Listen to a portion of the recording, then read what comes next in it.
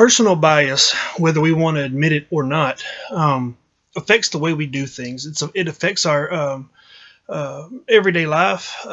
We have opinions that we've formed as a circumstance of who we are, and it affects our scholarship on our research. Um, Everything in our research, we have a personal bias, whether we particularly like something or not, and that shows up, however minute, in our research. The problem with this personal bias is if it's Christian, um, it's rejected up front. And George Marsden does a great job of showing this rejection of Christian scholarship in The Soul of the American University publication he did 1994. And he shows how the American University has distanced itself from scholarship um, in the American University. And then he also shows why it's distanced itself from American or Christian scholarship in the American University. He does a great job of showing why. Um, what happened when he published that book was um, you had a response of critics arguing that separation needed to happen. You have to separate the Christian um, scholarship out from all the other scholarship in academia.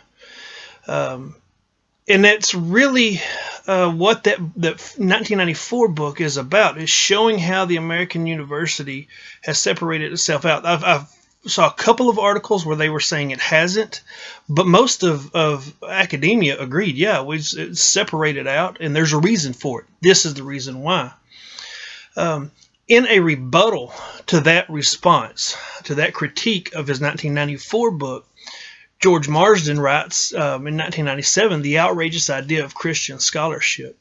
Um, the book essentially says why Christian scholarship should be considered in the world of academia. Um, we accept all these other types of known biases, people who are even upfront with the agenda. I remember when I was sitting in grad school, we were sitting in research methods class in the one of the roundtable discussions, and professor just throws out questions, and we kind of kick them around. Well, one of them we were talking about ancient documents, historical ancient documents that we can use for references. Now he said the Bible. What about the Bible? As a Christian, I mean, of course, I'm thinking, yeah, why couldn't we use it? The amount of history in there, just in the genealogies alone, makes the Bible a wealth of information for a researcher. The professor said, no, we can't use the Bible because it is Christian, because it is biased, and he said it can't be used. That really kind of frustrated me, aggravated me. Of course, you just kind of accept it and go on. And that kind of shows where the problem is.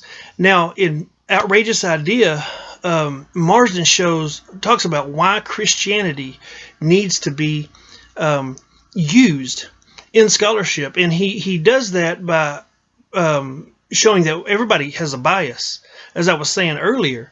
But Christians being upfront with their bias, it makes them more transparent in their research, and it actually gives a more pure research, because the idea of Christianity, with the honesty and doing everything for the glory of God, you want to do it to the best of your ability, so that scholarship perhaps can even be more pure.